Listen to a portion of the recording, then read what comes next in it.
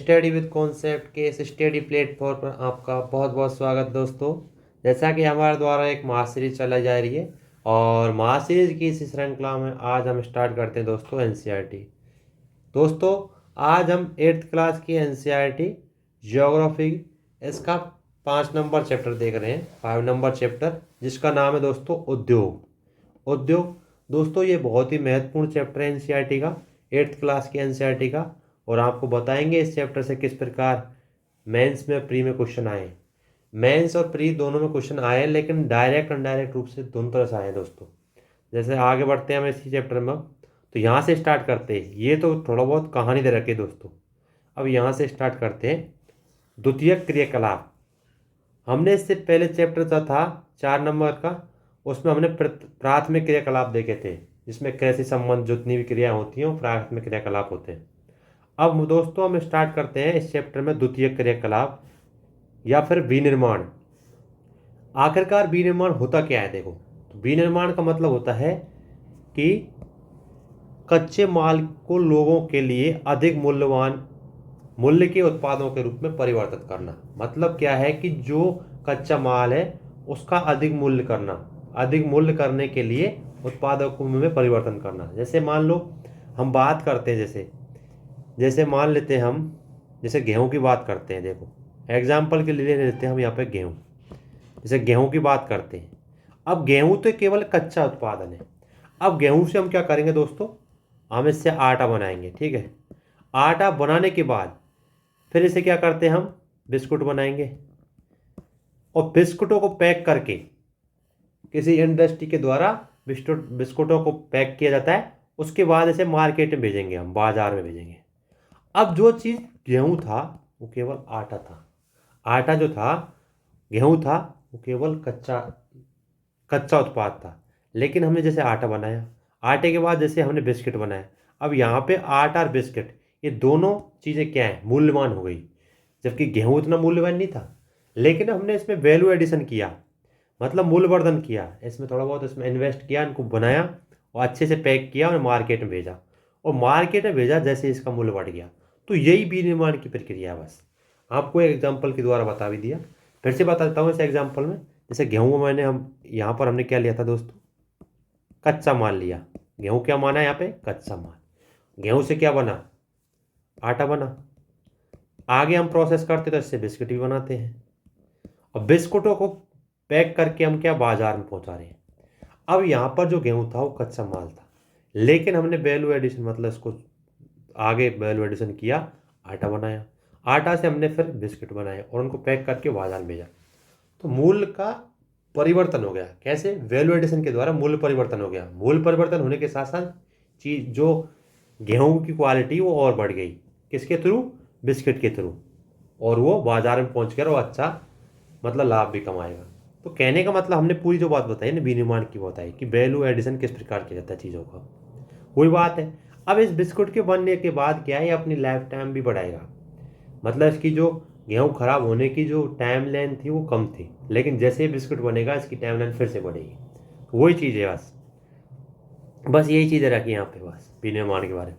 अब बात करते हैं दोस्तों उद्योग। तो एक चीज़ तो आपको पता ही होगा दोस्तों, प्राथमिक क्रिया में कृषि आता है, ठीक है, और द्वितीय क्रिया में उद्योग आता है। और यही चीज़ तो यहाँ पर बताया है। तो इसमें बताया है कि उद्योग का संबंध आर्थिक गतिविधियों से है जो वस्तुओं के उत्पादन, खनिजों के निष्कर्षण और सेवाओं की व्यवस्था से संबंधित है। तो कहने का मतलब ये है, उद्योग है वो आर्थिक गतिविधियां हैं, और जो वस्तुओं के उत्पादन से, खनिजों के निष्कर्षण से और सेवाओं की व्यवस्था से संबंधित होता है। जैसे इस प्रकार लोहा और इस्पात उद्योग वस्तुओं के उत्पादन से संबंधित होते हैं। जैसे हम बात करते हैं कोयला की, तो कोयला क्या है? खनन उद्योग है, और कोयले धरती से निकलता है। उसी प्रकार हम बात करते हैं पर्यटन सेवा से, तो ये भी क्या है? ये भी इससे संबंध उद्योग ही है। तो कहने का मतलब यह है कि उद्योग क्या है? आर्थिक क्रियाकलाप है। हम बात करते हैं दोस्तों उद्योग की, तो उद्योग क्या है? आर्थिक क्रियाकलाप या आर्थिक गतिविधि कह सकते हैं। उद्योग क्या है दोस्तों? आर्थिक गतिविधि है या आर्थिक क्रियाकलाप है। इसमें क्या होता है? आर्थिक गतिविधि है जो क्या करती है? जो कि वस्तुओं के उत्पादन को, खनिजों के निष्कर्षण को अथवा सेवाओं से संबंधित होती है। जो आर्थिक क्रियाकलाप है वो वस्तुओं के उत्पादन से, खनिजों को निष्कर्षण से और सेवाओं से संबंधित होती है। और वही चीज़ तो इसमें बताई है, हमने कुछ अलग नहीं लिखा, कुछ भी अलग नहीं लिखा दोस्तों।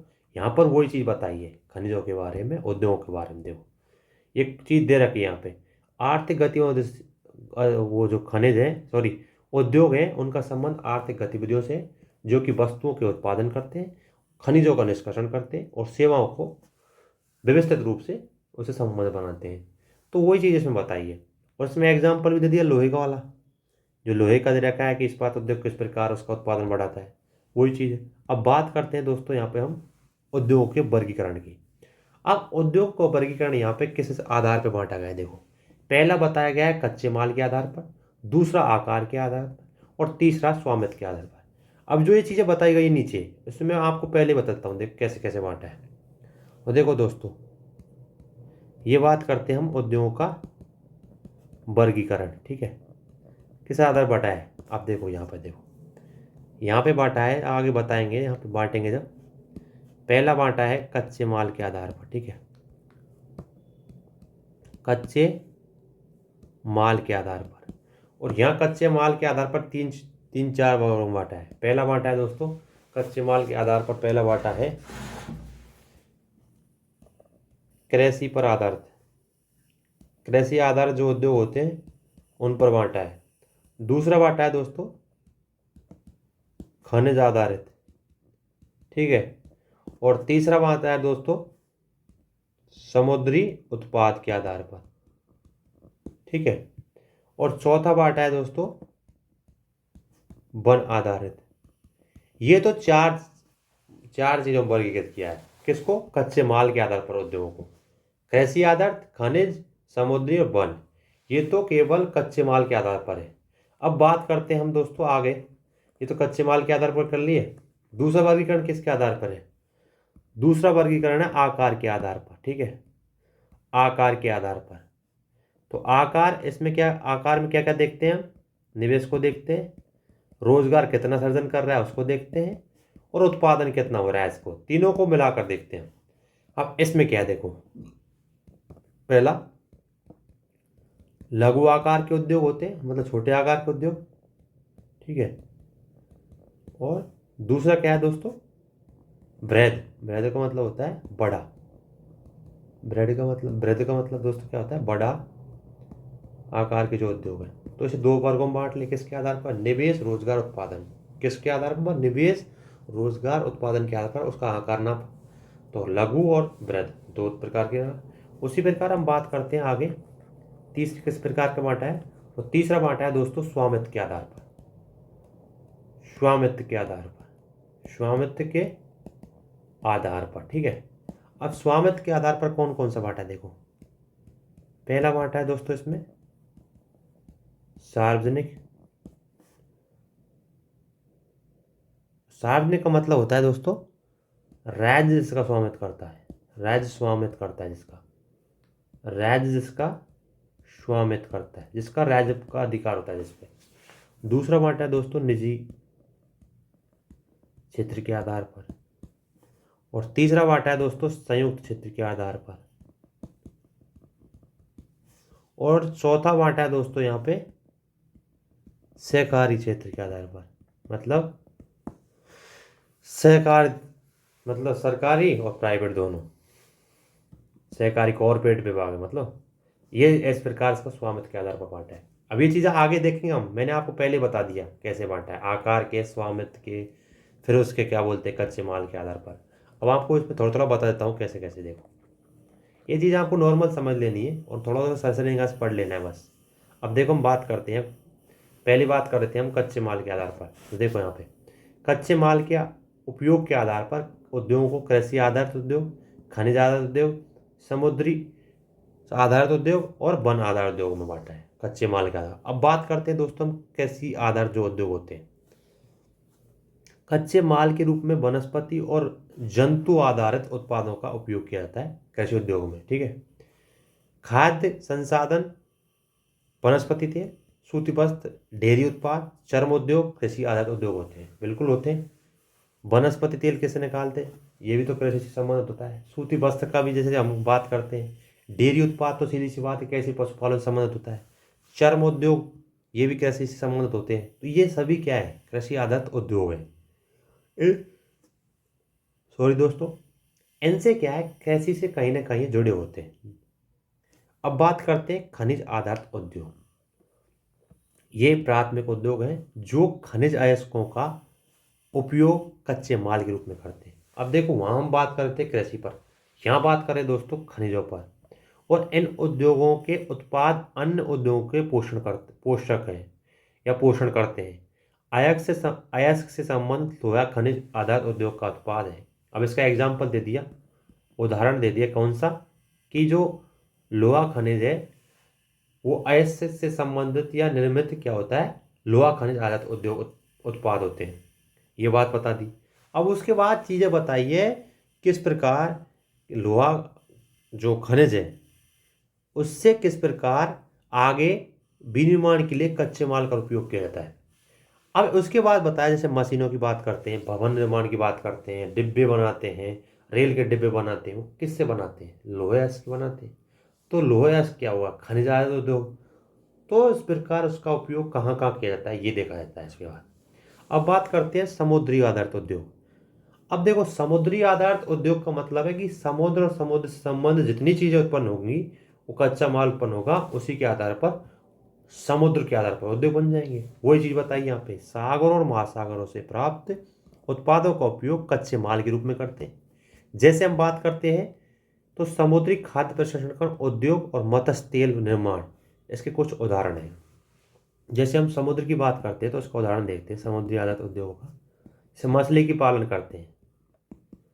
मछली पालन कहने का मतलब है कि मछली जब क्या समुद्रों से प्राप्त होती है हमको, तो मछली पालन कहीं ना कहीं समुद्री उद्योग ही तो समझ में आया। मछली पालन करना समुद्री उद्योग का ही उदाहरण है। वो क्या करता है, वो कच्चे माल का उपयोग करता है। वो सॉरी दोस्तों, थोड़ा पानी पी लेते हैं। ये चीज बताइए इसमें, और कुछ नहीं बताया अलग से। अब इसके बाद देखते हैं दोस्तों, इसके बाद देखते हैं हम वन आधारित उद्योग।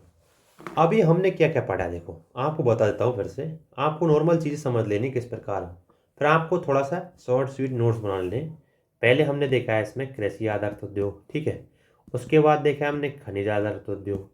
तीसरा देखा है हमने कौन सा, जो समुद्र से संबंधित होते हैं वो उद्योग। अब चौथा देख रहे हैं हम वन आधारित उद्योग। वन आधारित उद्योग देखो, वनों से प्राप्त उत्पाद का उपयोग कच्चे माल के रूप में करते हैं।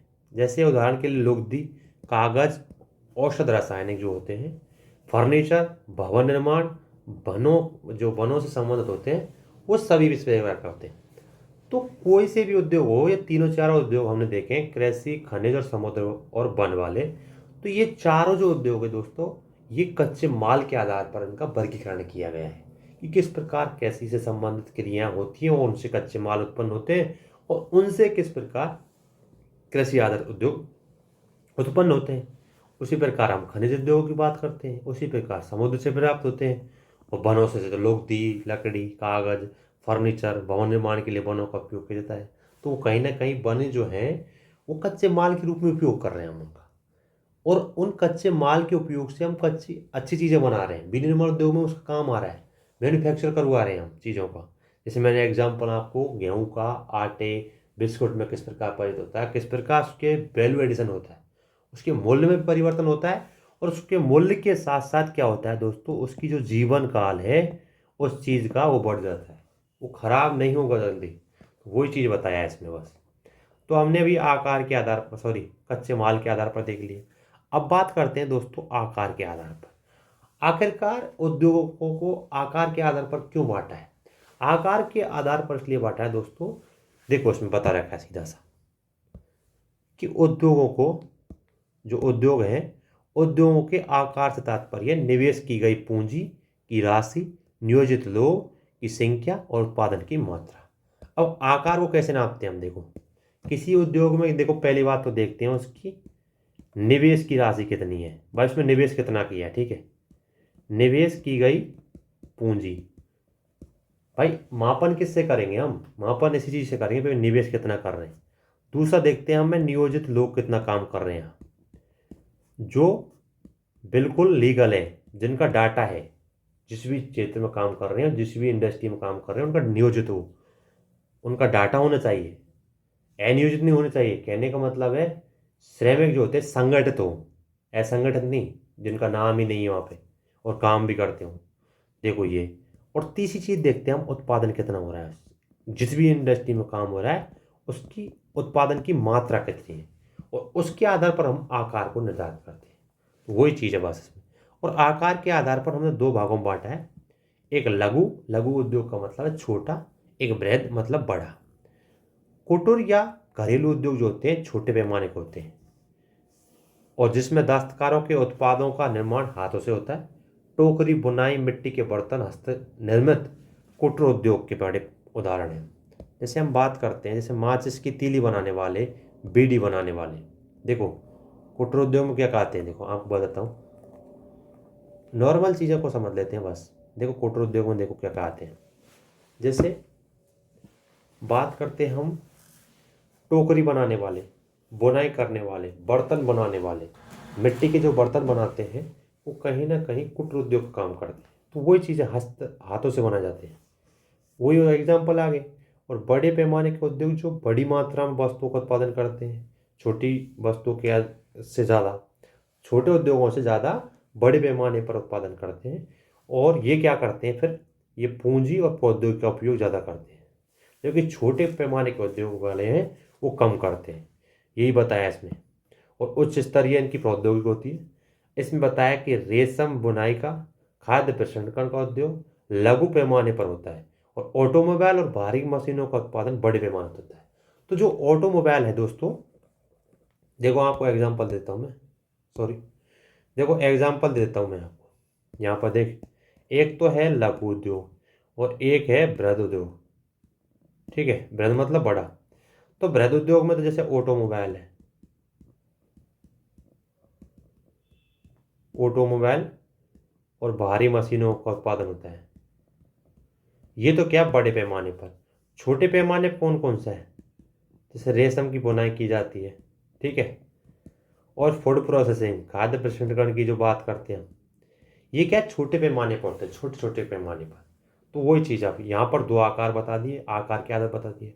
अब बात करते हैं दोस्तों स्वामित्व, मतलब इन पर अधिकार किसका होता है, उसके आधार पर भी उद्योगों को बांटा जाता है दोस्तों। अब देखो स्वामित्व के आधार पर उद्योगों को निजी, निजी क्षेत्र का, राज्य स्वामित्व वाला या सार्वजनिक क्षेत्र का, संयुक्त क्षेत्र का और सहकारी क्षेत्र का, चार में बांटा है। वो आपको मैंने पहले ही बता दिया। अब निजी में क्या क्या होता है, देखो ये चीज़ तो समझनी है यहाँ पे। देखो निजी के क्षेत्र में उद्योग का स्वामित्व संचालन एक व्यक्ति या व्यक्तियों के एक समूह द्वारा होता है, या तो कोई व्यक्ति होगा या व्यक्तियों का समूह होगा। तो निजी में क्या है, व्यक्ति या जो व्यक्तियों का समूह है, व्यक्तियों के जो समूह है दोस्तों, उसके द्वारा क्या किया जाता है दोस्तों, उसके द्वारा मतलब इसका स्वामित्व किया जाता है। जबकि सार्वजनिक में क्या होता है, उद्योग का स्वामित्व संचालन सरकार द्वारा होता है। जैसे एग्जांपल दिया है, देखो सार्वजनिक में देखो Hindustan aeronautics limited, steel authority of India limited, ये कौन से उदाहरण है सार्वजनिक उद्योग के, सार्वजनिक क्षेत्र के जो उदाहरण दोस्तों, ये सार्वजनिक क्षेत्र के, ठीक है। अब उसके बाद आप दोस्तों बात करते हैं, सार्वजनिक की बात होगी, अब बात करते हैं हम संयुक्त क्षेत्र की, जिनमें सरकार और निजी दोनों का होता है। स्वामित्व और संचालन राज्यों और व्यक्तियों के बीच में होता है, और व्यक्तियों के समूह अथवा या व्यक्तियों के समूह द्वारा होता है। जैसे एग्जांपल दिया है संयुक्त में मारुति उद्योग लिमिटेड संयुक्त क्षेत्र के उद्योग है। अब बात करते हैं चौथा, हम बात करते हैं सहकारी क्षेत्र के।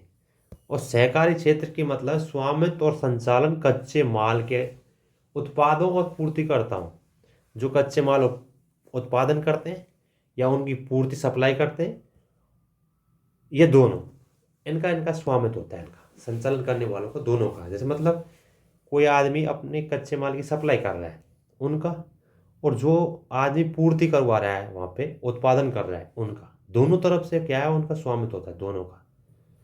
जैसे उदाहरण के लिए आनंद मिल्क यूनियन लिमिटेड सुधा डेयरी सहकारी उपक्रम, ये क्या है, इसके उदाहरण है किसके, सहकारी क्षेत्र वालों का।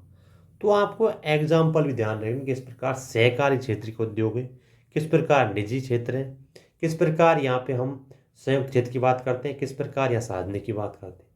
अब जो मेन दोस्तों बात है ये है कि उद्योग की स्थिति को प्रभावित करने वाले कारक, आखिरकार वे कौन से कारक हैं जिनसे किसी उद्योग की स्थिति निर्धारित होती है कि कहाँ उद्योग लगाना है कहाँ नहीं लगाना। अब वो सभी कारण देखो दोस्तों, ये डायग्राम दे रखा है बढ़िया सा। जल की उपलब्धता हो वहाँ पे, बाजार उपलब्ध हो, पूंजी उपलब्ध हो अच्छी तरह से उस उद्योग के लिए, श्रम लेबर होना चाहिए, कच्चा माल उत्पन्न हो, बिजली होनी चाहिए ताकि मशीनें चल सकते हैं, शक्ति के साधन चल सकें, बड़ी बड़ी मशीनों को यूज किया जा सके, लैंड भूमि होनी चाहिए, ट्रांसपोर्ट होना चाहिए और संचार होना चाहिए। ये सभी क्या है उद्योग की स्थिति को निर्धारित करने वाले कारक हैं दोस्तों, और यही चीज़ है बस। अब बात करते हैं कि वे कारक जो उद्योग की स्थिति को प्रभावित करते हैं, ये पूरे कारक बता दिए आपको, ठीक है। इसके बाद दोस्तों हम बात करते हैं, ये तो पूरी चीज़ हो गई, ये तो कारक है। अब बात करते हैं दोस्तों औद्योगिक तंत्र क्या होता है। आखिरकार औद्योगिक तंत्र होता क्या है, तो उसमें आराम से स्पष्ट दे रखा है कि औद्योगिक तंत्र में निवेश प्रक्रम और निर्गत, इन देखो निवेश का मतलब इन्वेस्टमेंट, प्रक्रम और निर्गत मतलब कि आउटपुट और प्रोसेसिंग जो भी चीज़ें होती है प्रकरण की, वो ये सब शामिल होते हैं औद्योगिक तंत्र में, ठीक है। निवेश में कच्चा माल, श्रम, भूमि की लागत और जल की उपलब्धता, परिवहन, विद्युत और अवसरता शामिल होती है। अब यही चीज़ आपको बताता हूँ मैं, देखो तीन चीज़ क्या क्या बताई औद्योगिक तंत्र में, देखो क्या क्या आते हैं। पहले आपको डायग्राम के द्वारा बताता हूँ। देखो औद्योगिक के तंत्र की बात करते हैं तो इसमें देखो दोस्तों तीन चीज़ आती है। पहला होता है निवेश, ठीक है। अब निवेश किस किस में किया जाता है, देखो पहला क्या जाता है श्रम में, उसके बाद दोस्तों कच्चा माल जो होता है उसमें, और कच्चा माल के बाद भूमि में, भाई भूमि खरीदेंगे, उसके बाद जल के लिए, उसके बाद परिवहन के लिए, भाई परिवहन के लिए जो चाहिए ना, उसके बाद विद्युत के लिए, ये सब के लिए तो निवेश चाहिए, ठीक है। और वही चीज़ यहाँ पर दे रखी, देख लो। अब प्रक्रम में कई प्रकार के क्रियाकलाप शामिल होते हैं, कौन कौन से, कच्चे माल को परिचित करना। अब देखो ये तो निवेश की बात हो गई, ठीक है। अब दूसरी बात करते हैं हम दोस्तों किसकी, प्रक्रम की। यहाँ पे हम बात करते हैं प्रक्रम की। प्रक्रम का मतलब दोस्तों होता है परिष्कृत, मतलब मैन्युफैक्चर माल जो करते हैं, परिष्कृत माल करना मतलब परिष्कृत करना, उसको मैन्युफैक्चर करना। और तीसरा काम होता है इसमें निर्गत, जिसे हम कहते हैं आउटपुट, और इसमें होता है अंतिम उत्पाद जो बन के तैयार होता है। तो जो औद्योगिक चीज में देखो ये दे रखा, निर्गत में अंतिम उत्पाद अर्जित किया जाता है जिससे हम आय उत्पन्न करते हैं। तो वही चीज बताइए दोस्तों कि जो औद्योगिक तंत्र होता है उसमें तीन प्रोसेस होती है, एक निवेश होता है, एक प्रक्रम होता है और एक होता है निर्गत जिसे हम आउटपुट कहते हैं। अब निवेश किस किस में करना होगा, श्रम में, कच्चा तेल कच्चा माल में, भूमि में, जल में, परिवहन में, विद्युत में। जबकि प्रक्रम परिष्कृत माल में, मैन्युफैक्चर जो माल के, और जो निर्गत होता है वो होता है अंतिम उत्पाद में दोस्तों। किसमें होता है, अंतिम उत्पाद में होता है। तो वही चीज़ आपको बता रखी है यहाँ पे बस। बाकी वो चीज़ें दे रखी है वो आपको नॉर्मल चीज़ दे रखी है, उसका एग्जाम्पल भी दे रखा है। तो ऐसे करके जब आप लिखेंगे दोस्तों, क्वेश्चन को समझेंगे, और क्वेश्चन बताऊंगा भी कैसे कैसे क्वेश्चन आए, ऐसी बात नहीं क्वेश्चन नहीं आए, मेंस के भी आए, प्री के भी आए, पर डायरेक्ट रूप से आए हैं, सीधे नहीं मिलेंगे आप। कुछ भी चीज़ें सीधे नहीं मिलती, कुछ चीज़ें तो निकालनी पड़ती, बस इससे बेस क्लियर हो जाएगा आखिरकार कैसे प्रभावित करते हैं वगैरह वगैरह। अब बात करते हैं दोस्तों औद्योगिक प्रदेश की, ठीक है। अब औद्योगिक प्रदेश की बात करते हैं, और औद्योगिक प्रदेश का मतलब क्या होता है, देखो ये पहले समझ लेते हैं। तो औद्योगिक प्रदेश का विकास तब होता है जब कई प्रकार के जो उद्योग हैं एक दूसरे के निकट आते हैं। पहली बात तो ये क्या क्या है, पहली बात कि जो अनेक उद्योग हैं उद्योगों की जो अवस्थिति है क्या हो, एक साथ हो, तब ये हो, तब ये औद्योगिक प्रदेश बनते हैं। ठीक है, और वे निकटतम आपस में मतलब नज़दीक हो उसकी वजह से।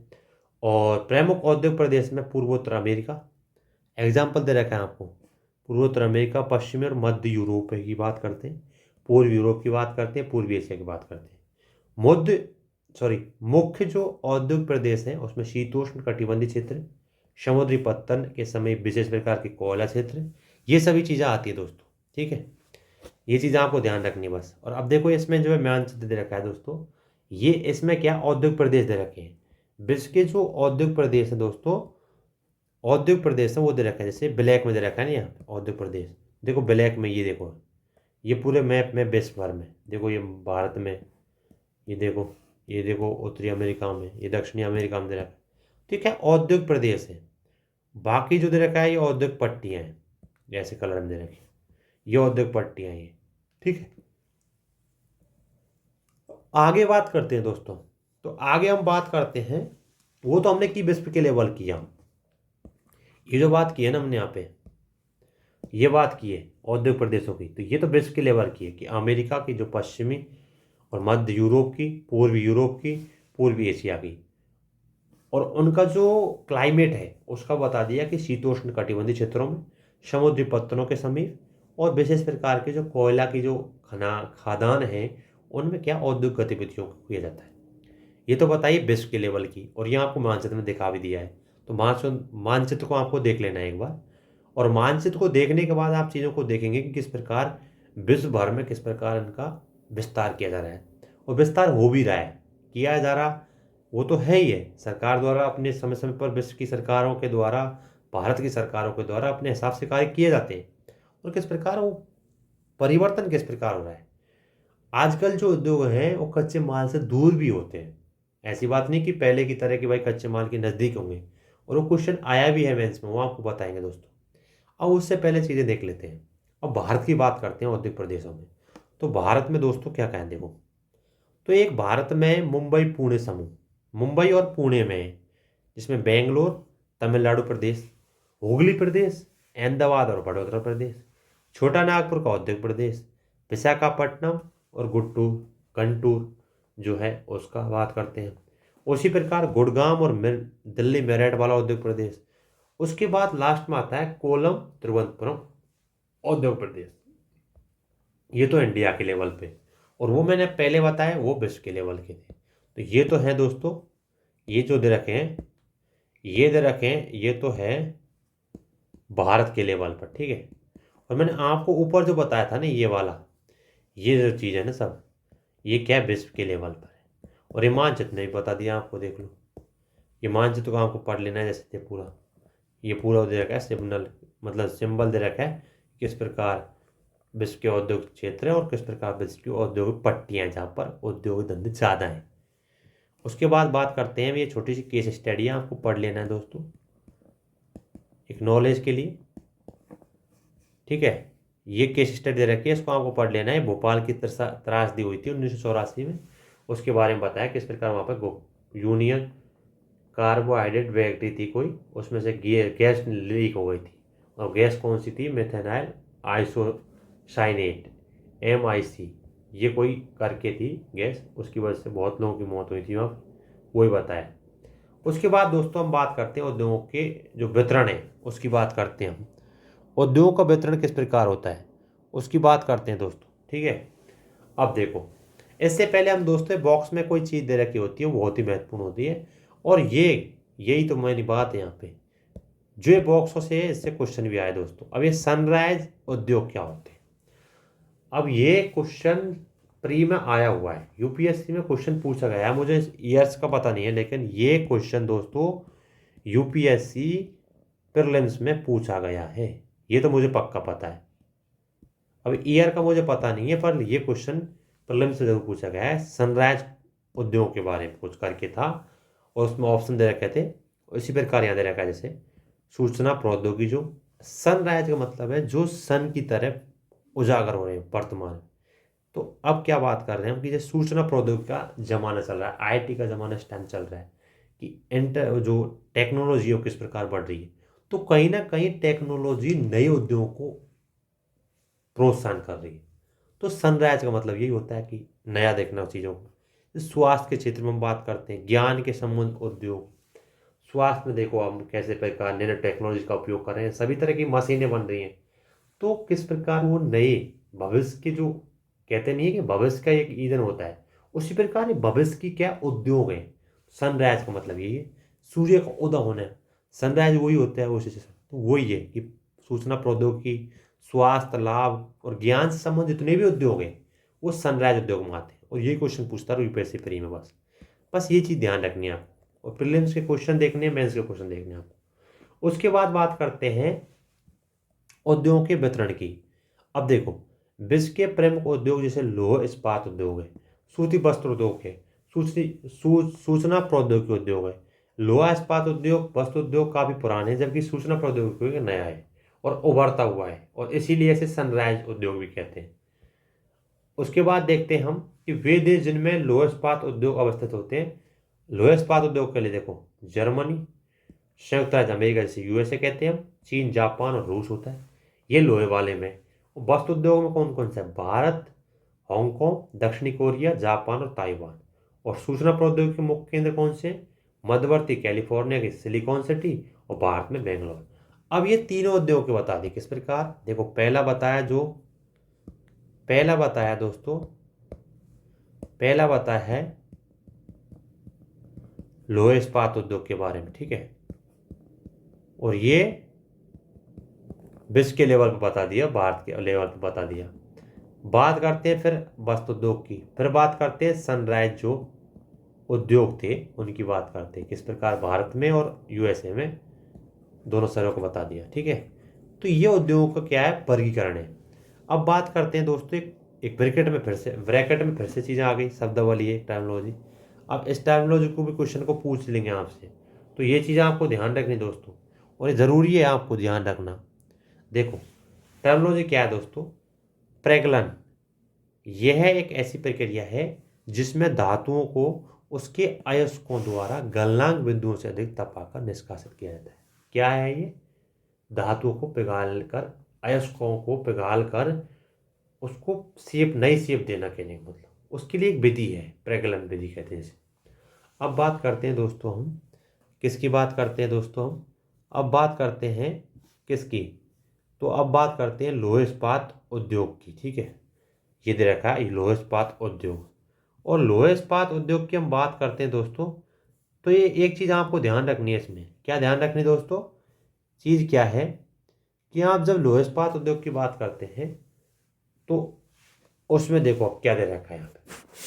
तो लोह इस्पात उद्योग है, बहुत ही निवेश होता है इसमें, प्रक्रम निर्गत शामिल होते हैं, एक पोषक उद्योग होता है, क्योंकि लोह इस्पात उद्योग से ही आगे के उद्योगों की प्रगति होती है, विकास होता है। तो देखो, उद्योग के कच्चे माल के रूप में प्रयुक्त होते हैं, और उद्योग के लिए निवेश, श्रम और पूंजी, स्थान और अवसंरचना कहने का मतलब इंफ्रास्ट्रक्चर जो है, उनके साथ ही लोहे अयस्क, कोयला और चूना पत्थर जो हैं वो कच्चे माल के रूप में सम्मिलित होते हैं। अब ये पूरी चीज़ दे रखी है, यहाँ आपको पढ़ लेनी किस प्रकार, यह आपको नॉर्मल पढ़ लेनी है, हमारे काम की चीज़ नहीं है। अब बात आगे करते हैं दोस्तों, ये पूरी चीज़ दे रखी है, यह आपको नॉर्मल पढ़ लेनी है, ये चीज़ें दे रखी है ना, यहाँ आपको खुद को पढ़ लेनी दोस्तों, कि किस प्रकार उद्योगों का ये मेरुदंड होता है, रीढ़ की हड्डी होता है जैसे कहते हैं हम। तो ये चीज़ तो आपको पढ़ लेनी किस प्रकार, ये पूरा ये तो कहानी की तरह है, ये कोई काम की चीज़ नहीं है इतनी, काम की चीज़ अब आएगी। देखो जैसे यहाँ से अब देखो कि भारत में लोहे इस्पात उद्योग कच्चा माल, सस्ते श्रमिक, परिवहन और बाजार का लाभ हेतु विकसित किए हुए हैं। किसके कारण? अब देखो कारण क्या है कि भारत में इतने सारे लोह इस्पात उद्योग हैं। अब मेन चीज़ यहाँ पे देख लो। अब बाकी ये चीज़ दे रखी है ना आपको, ये तो आपको कहानी है, इसको कहानी की तरह पढ़ लेना, कोई काम की चीज़ नहीं है, समझने के लिए बस। अब देख लो आप कि देखो भारत में लोह इस्पात उद्योग का जो है, या क्या है, कच्चा माल सही अच्छा मतलब मिल जाता है, सस्ते श्रमिक मिल जाते हैं, परिवहन और बाजार की लागत भी कम होती है, जिसके कारण यहाँ पर लोह इस्पात उद्योग केंद्र बना हुआ है। और लोह इस्पात उद्योग में दोस्तों कहाँ कहाँ है देखो, अब इसके एग्जाम्पल देख लेने, कहाँ कहाँ विकसित हुआ है, बस ये चीज़ देखनी है। भिलाई, दुर्गापुरा, वर्णपुर, जमशेदपुर, राउरकेला, बोकारो एक ही में स्थित हैं, एक ही प्रदेश में और 4 राज्यों में फैले हुए हैं। और ये राज्य हैं पश्चिम बंगाल, झारखंड, उड़ीसा और छत्तीसगढ़। ये तीनों 4 राज्य हैं, उनमें इनका लोह इस्पात उद्योग धंधे हैं। उसके बाद है भद्रावती और विजयनगर कर्नाटक में, विशाखापट्टनम आंध्र प्रदेश में, फिर है सेलम तमिलनाडु में। ये सभी क्या है, ये सभी महत्वपूर्ण केंद्र हैं जो स्थानीय संसाधनों का उपयोग कर रहे हैं। ठीक है, अब बात करते हैं हम जमशेदपुर की। अब एक क्या है, लोह इस्पात उद्योग की जो जगह बताती कि जमशेदपुर में किस प्रकार लोह इस्पात उद्योग का वो हुआ है, क्या बोलते हैं, विकास हुआ है। अब देख लो, अब ये पूरी आपको ये वो पहले फिर से कहानी बता दी, पर आपको पढ़ लेनी है वाली कहानी, थोड़ा काम की है इसमें चीज़ें, सॉरी। देखो दोस्तों, 1947 से पहले क्या मन को क्रांति की थी हमने, जो मतलब क्या बोलते हैं आज़ादी की जो हमने लड़ाई लड़ी थी, उसमें क्या हुआ था, तो 1947 से पहले ही टिस्को नाम से एक कंपनी चलाई गई इस्पात के लिए, जिसे हम Tata iron and steel company के नाम जानते हैं, और यह निजी स्वामित्व में थी। स्वतंत्रता के पश्चात सरकार ने यह कार्य अपने हाथों में ले लिया। ओके, जैसे ही ब्रिटिश लोग यहाँ से बाहर गए, 1947 जब भारत की आज़ादी हुई, जितनी भी प्राइवेट चीज़ें थी, उद्योग धंधे, सब कुछ भी था, उसे सरकार ने लिया और इसे क्या है, लोह इस्पात उद्योग का संयंत्र बना दिया। और ये कहाँ पे, देखो तो झारखंड के स्वर्ण रेखा में और खरकरी नदियों के संगम पर स्थित है। और 1907 में टिस्को की शुरुआत की थी, बाद में साक्षी नाम का बदलकर जमशेदपुर रख दिया। तो साक्षी जगह का नाम था ना, कौन सी जगह थी दोस्तों, तो दोस्तों नाम थी साक्षी, तो उसका नाम बदलकर टिस्को सॉरी जमशेदपुर रख दिया। वो भौगोलिक रूप से जमशेदपुर लोह इस्पात उद्योग के केंद्र के रूप में सावधानी सुविधापूर्वक बन गया, सर्वाधिक सुविधा पूर्वक स्थान बन गया, क्योंकि जो इसकी लोकेशन थी वो बहुत ही अच्छी थी। देखो आप लोकेशन देख लो, देखो एक तो ये स्वर्ण रेखा नदी जा रही है और ये नीचे जा रही है, कौन सी दोस्तों, तो ये जा रही है खरकोई नदी। और ये देख लो टाटा आयरन स्टील कंपनी है यहाँ पर, इनका मतलब यहाँ पर इसकी मतलब वो बनाई गई थी, ये टाटा इस्पात कंपनी जो थी। अब बात करते हैं हम साक्षी जगह थी, तो उसके कई कारणों से इस्पात उद्योग को स्थापित करने के लिए चुना गया था। रीज़न क्या था, देखो आपको, देखो अवस्थिति क्यों थी जरूरी उसको बता देना है, और रीज़न क्या था देखो। तो पहली बात है दोस्तों कि यह स्थान बंगाल नागपुर रेलवे स्टेशन पर कालीमाटी स्टेशन के 32 किलोमीटर दूरी पर स्थित था, और लोहे आयस्क के कोयला मैग्नीज निक्षेप के साथ कलकत्ता के निकट था। और इसके कारण बता रहे हैं आखिरकार यहीं क्यों किया गया था। उसके बाद बता रहे हैं कि जो टिस्को को झरिया कोयला क्षेत्र में कोयले और उड़ीसा के छत्तीसगढ़ के क्षेत्र में लोहा अयस्क मिला था। उसकी मतलब कहने का मतलब है कच्चे माल के बहुत ही नज़दीक था, कच्चे माल यहाँ से जल्दी प्राप्त हो जाता। उसके बाद बता रहा है कि चूना पत्थर डोलोमाइट और मैग्नीज प्राप्त होते थे, कहाँ से, छत्तीसगढ़ से। और खरकई और स्वर्णरेखा नदी से पर्याप्त जल भी मिलता था। अब किसी भी इंडस्ट्री के लिए ये चीज़ तो चाहिए, कच्चा माल, विद्युत सही हो, परिवहन ढंग से मिल पाए, श्रमिक सस्ते मिल पाए, ये चीज़ तो चाहिए थी। वो सब चीज़ें मिल गई, यहाँ पानी भी मिल गया था और सरकार प्रोत्साहन किया, तो उससे क्या, पर्याप्त पूंजी मिल गई। भूमि तो मिल ही रखी थी यहाँ पे, लैंड तो बस किसी इंडस्ट्री के लिए ये चीज़ तो चाहिए, वो चीज़ सब मिल गई थी यहाँ पे। और जमशेदपुर में टिस्को नाम के स्थान के बाद जो अन्य औद्योगिक स्थापित हुए, उसके बाद क्या हुआ, उसके बाद रसायन आए, इंजनों के पुर्जे, कृषि उपकरण भी प्राप्त हुए। उसके बाद मशीनें, टेन, चादरें, केबल, तार, मतलब कहने का मतलब है बाद में बहुत चीज़ें, मतलब बड़ी बड़ी मशीनें वगैरह सब चीज़ आ गई थी बाद में। एक बार विकास होना स्टार्ट ही होना था, वो हो गया, फिर इसका अगला कदम हुआ, मतलब अच्छा से बनाया गया। फिर आगे पूरी चीज़ें आपको पढ़ लेनी नॉर्मल कि किस प्रकार उसका आगे विकास किया गया था। और आगे हम बात करते हैं पिट्सबर्ग। अभी हमने बात की थी दोस्तों किसकी, अभी हमने बात की है वो सब बात की अभी तक हमने ये बात की थी जमशेदपुर की, अब है पिट्सबर्ग की। तो यह संयुक्त राज्य अमेरिका का एक महत्वपूर्ण इस्पात नगर है, जैसे हमारे यहाँ पर जमशेदपुर है ऐसे की बात कर रहे हैं। ठीक है। तो पिट्सबर्ग जो है ये इस्पात उद्योग का स्थानीय सुविधा उपलब्ध कराता है। और यहाँ पर कच्चा माल जैसे कोयला पिट्सबर्ग में ही उपलब्ध है, जबकि लोह इस्पात मिनीसोटा की लोहे की खदानों से प्राप्त होता है। और जो पिट्सबर्ग के लगभग 1500 किलोमीटर दूर है। और इन खानों में पिट्सबर्ग के बीच में नौ परिवहन का जो सर्वोत्तम मार्ग है वो ग्रेट लेक्स जलमार्ग है।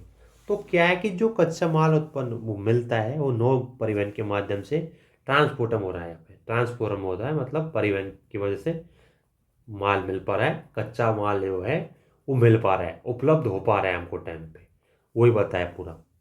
और आज पिट्सबर्ग बहुत कम बड़ी इस्पात मिल जो है बहुत कम है। और ये मिल है पिट्सबर्ग के ऊपर मोनोहेला और अलघनी नामक नदियों के निकट में है। और पिट्सबर्ग के नीचे ओहियो जो नदी है उसमें स्थित है। तो कहने का मतलब जिस प्रकार हमारे यहाँ स्वर्ण रेखा और वो खरगई नाम की नदियाँ थी, उसी प्रकार यहाँ पे नदियाँ हैं। बस वही चीज़ है, दोनों को इसी वजह से यहाँ पे जल की उत्पत्ति हो रही है। बाजार भी नज़दीक है यहाँ से, तो उसका सप्लाई भी अच्छा हो रहा है। पिट्सबर्ग क्षेत्र में क्या होता है कि इस्पात मिलें हैं, उनके अतिरिक्त कारखाने भी हैं। और रेल की पटरियों के पुराने जो संबंध हैं वो मशीनों का उत्पादन किया जाता है, उनके लिए कच्चे माल भी हैं। तो ये सब चीज़ें आपको बता दी। जैसे इंडिया में था जमशेदपुर, उसी प्रकार पिट्सबर्ग की कोई जगह है अमेरिका में, वहाँ पे इसका उत्पादन जैसे लोएस का, बस वही चीज़ है। देख लो अब ये क्या आप जानते हो, बॉक्स भी पढ़ लेना है आपको, कि ग्रेट लेक्स के नाम पर सुपीरियर, हेरून, ओंटेरियो, मिशिगन और ईरी, ये 5 क्या है दोस्तों झीलें हैं। और सुपीरियर झील सबसे बड़ी है और अन्य की तुलना में ऊर्ध्व प्रवाह में स्थित है। तो ये सब चीज़ें उत्तरी अमेरिका की बात कर रहे हैं। अब बात करते हैं दोस्तों हम वस्त्र उद्योग या सूती वस्त्र उद्योग की बात करते हैं, जिसे हम शब्द उत्पत्ति में देखते हैं कि टेक्सटाइल लेटिन भाषा में टिक्सरियो के व्युत्पत्ति से हुई है, जिसका जो अर्थ है बुनना होता है। अब बात करते हैं दोस्तों हम सूती वस्त्र उद्योग की। ठीक है। अब सूती वस्त्र उद्योग की बात कर लेते हैं। और सूती वस्त्र उद्योग में बात करते हैं तो सबसे पहले देखो आप, धागे के कपड़े की बुनाई प्राचीन काल से चली आ रही है।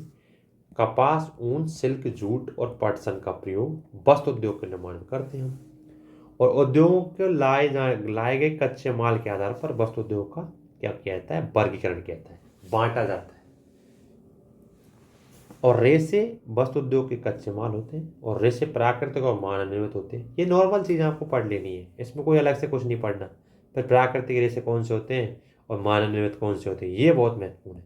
कैसे महत्वपूर्ण है, यहाँ आपको फैक्ट पूछ लेंगे प्राकृतिक रेशों को, जैसे ऊन, सिल्क, कपास, लीलन, जूट से प्राप्त किए जाते हैं, ये तो क्या प्राकृतिक रेशे है। मानव निर्मित में नाइलॉन, पॉलिस्टर, एक्रिलिन और रेयॉन, ये क्या है, ये क्या मानव द्वारा निर्मित किए जाते हैं। ठीक है। सूती वस्त्र उद्योग विश्व का सबसे प्राचीनतम उद्योग एक है। और ये बता दिया किस प्रकार ये औद्योगिक क्रांति में काम आया। ये चीज़ें नॉर्मल चीज़ें हैं, आपको पढ़ लेनी है, इसमें कोई नया चीज़ नहीं। यहाँ देखो आप मेन चीज़ कि भारत और चीन, जापान और संयुक्त राज्य अमेरिका सूती वस्त्र उद्योग के लिए उत्पादन करते हैं। अब उत्पादक देशों के नाम आ गए, ये आपको ध्यान रखना है, भारत, चाइना, जापान और यूएसए के बारे में। भारत गुणवत्ता की जो है सूती वस्त्र उद्योग को गौरवपूर्ण प्राप्त करते हैं। यहाँ पर जो सूती वस्त्र उद्योग है ये अच्छे हैं, मतलब यहाँ की क्वालिटी अच्छी है। और उसके बाद देख लो हम ढाका का मलबल, मछलीपट्टनम का छीट का, और कालीकट का किलीकू, बुरहानपुर का कौन सा है दोस्तों, बुरहानपुर और सूरत पे बड़ौदा में सुनहरी नाम का जरी है। तो ये क्या है, सूती वस्त्र की गुणवत्ता के डिजाइन के विश्वविख्यात उस जगह वो है नाम। उसके हम बाद हमने ये देख लेते हैं दोस्तों, ये किस प्रकार आगे की बात करते हैं हम। और आगे हम बढ़ते हैं दोस्तों, तो ये नॉर्मल चीज़ दे रखी है आपको, कहाँ कहाँ है देखो देखो। ऐसी चीज़ें क्या है कि आपको पढ़ लेनी है। जैसे पहली सफल या यंत्रीकृत, मतलब मशीनों द्वारा वस्त्र मिल जो चली थी वो 1854 में चली थी। कहाँ पे चली थी, तो 1854 में ये मिल चली थी दोस्तों मुंबई में। ठीक है। ये आपको नॉर्मल चीज़ ध्यान रख लेनी है, इसमें कोई बड़ी बात नहीं है, बड़ी बात कहने का मतलब है कि इतने बड़े पैराग्राफ देखने हैं तो आपको ढंग से चीज़ों को सही याद रखना है। ऐसा कुछ नहीं है कि इसको पढ़ना नहीं, पढ़ना तो है ही है। और फिर इसका क्लाइमेट बता दी, जलवायु कोष्ण आर्द्र जलवायु होनी चाहिए। और मशीन आयात के लिए पतन, कच्चे माल की उपलब्धता के लिए दक्ष श्रमिक, इस प्रदेश में अच्छे हैं तो इस वजह से आप अच्छा हो गया। यहाँ पर मिल लग गई। और मिल क्यों, मिल कैसे लगती है? मिल लगने का मतलब है कि जो उद्योग के लिए परिस्थितियाँ कौन कौन सी, वो जल की है, वहाँ कच्चा माल है कि श्रमिक बंदे मिल रहे कि नहीं मिल रहे, परिवहन अच्छा हो रहा है कि नहीं हो रहा, आखिरकार वहाँ विद्युत मिल रही है कि नहीं मिल रही, तो वो चीज़ें सब देखी जाती है। प्रारंभ में ये उद्योग महाराष्ट्र और गुजरात में था, अनुकूल और आर्द्र जलवायु के कारण पनपा था। अब क्या है, इसके लिए जलवायु जरूरी है, लेकिन वर्तमान में क्या है, आर्द्रता कृत्रिम रूप से भी उत्पन्न की जा सकती है, इसलिए कच्ची कपास शुद्ध होती है और वस्त्र उद्योग प्रक्रिया में बस भी कम नहीं होता। पहले क्या डर रहता था दोस्तों? पहले डर रहता था कि जो अगर ये दूर रह जाएंगी, मतलब क्लाइमेट की वजह से क्या है कम हो जाती थी इनकी वजन, तो उसकी वजह से ये वहीं उन्हीं जगहों पर रह पाती थी। लेकिन अब तो क्या है, कृत्रिम कृत्रिम कर दिया जाता है, तो वही चीज़ है। इसलिए अब ये उद्योग भारत के विभिन्न भागों में फैल रहा है, जैसे कोयम्बटूर, कानपुर, चेन्नई, अहमदाबाद, मुंबई, लुधियाना, पांडुचेरी, पानीपत। तो ये क्या है, ये क्या है कि कृत्रिम जो हम लोग क्लाइमेट बदल देते हैं, चेंज कर देते हैं। उसके बाद देखते हैं, अब क्या आप जानते हो कि प्रथम वस्त्र उद्योग जो है 1818 में कलकत्ता के समीप फोर्ट ग्लिस्टर में स्थापित हुआ, लेकिन कुछ समय बाद ये क्या बंद हो गया। और संस्थागत रूप से अच्छी तरह से ये 1854 में हुआ था मुंबई में। ठीक है, अब आगे बात करते हैं। अब देख लो आप, क्या आप जानते हैं कि वस्त्र उद्योग है, भारतीय वस्त्र उद्योग कुल उत्पादन का लगभग 1/3 हिस्सा निर्यात करता है। भारत का जो वस्त्र उद्योग है उनमें हम निर्यात करते हैं इतना तो। ठीक है, अब आप देख लेना है, आपकी केस स्टडी है। क्या केस स्टडी है? अहमदाबाद पे। अब ये केस स्टडी में आपको केवल ये पढ़ लेना है कि अहमदाबाद कहाँ है स्थित है, बाकी चीज़ें वही है। पहली चीज़, दो तीन चीज़ है इसमें, देखो आप फैक्ट को देख लेते हैं कि अहमदाबाद एक तो गुजरात में साबरमती नदी के तट पर स्थित है। तो गुजरात में कहाँ पे? साबरमती तट पे।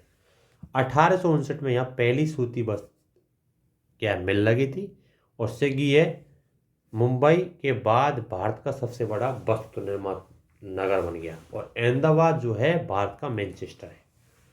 क्यों है? क्योंकि जो यहाँ पे अनुकूल अवस्थितियाँ पाई जाती है जलवायु की, और सूती वस्त्र के विकास में सहायक होता है।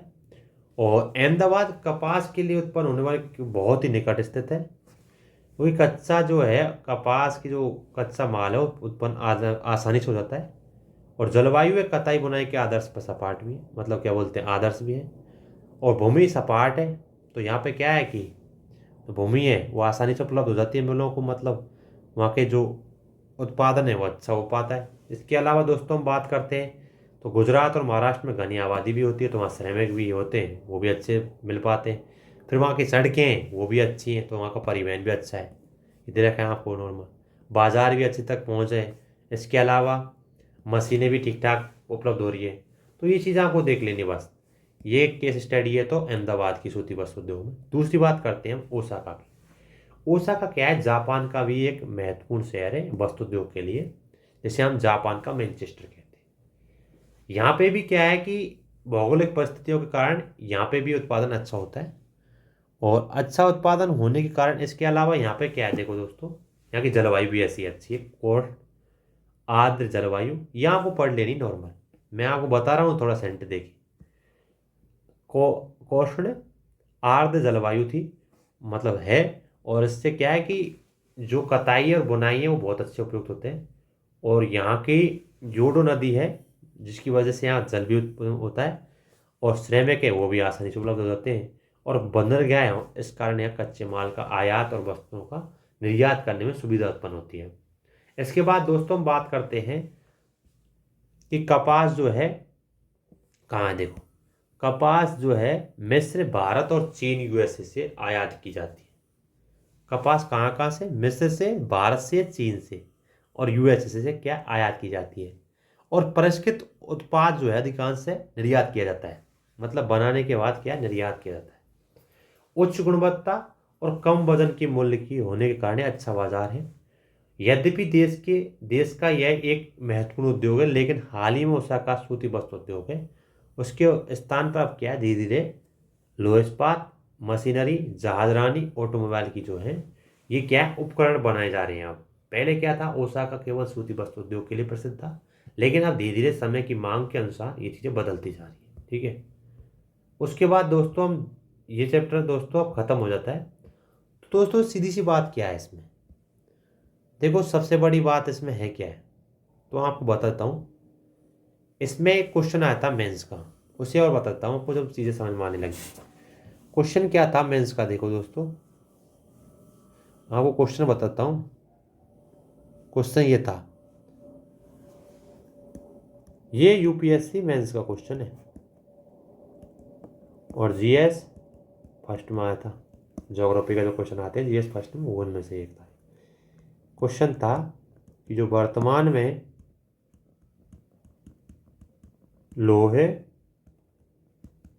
एवं इस्पात जो उद्योग हैं या उद्योगों की कच्चे माल के जो स्रोत हैं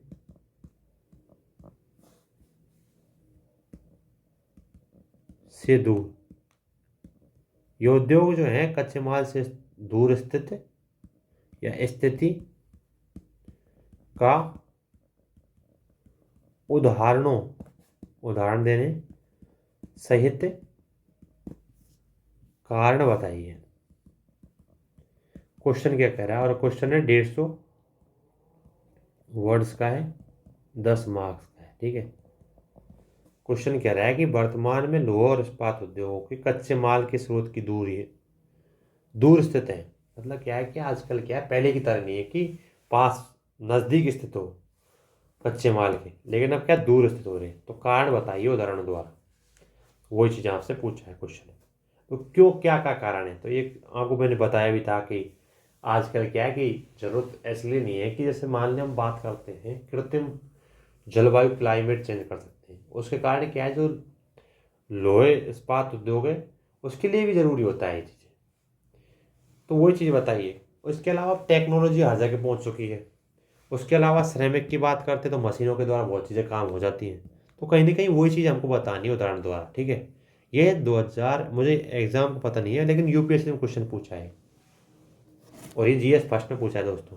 और देख लो दोस्तों, ये किस प्रकार अच्छे केस स्टडी दे रखी है, इसमें किस प्रकार समझा रखा है, अलग अलग शहर की केस स्टडी दे रखी है। ये चीज़ आपको ध्यान रखनी है, फैक्ट फिगर ध्यान रखने इसमें पूरी चीज़ है। फिर मानचित्र दे रखा है, ये भी बहुत महत्वपूर्ण है। मानचित्र को सीख लेना, देख लेना एक बार, इससे क्या है मानचित्र भी याद रहेगा आपको। तो आशा करता हूँ दोस्तों ये चीज़ आपको समझ में आई होगी और ये चैप्टर दोस्तों ख़त्म हो गया। अब आगे हम बात करते हैं अगले चैप्टर के पे। तो धन्यवाद आप लोगों को यहाँ तक बना रहने के लिए दोस्तों। आशा करता हूँ कि अच्छा समझ में आया होगा।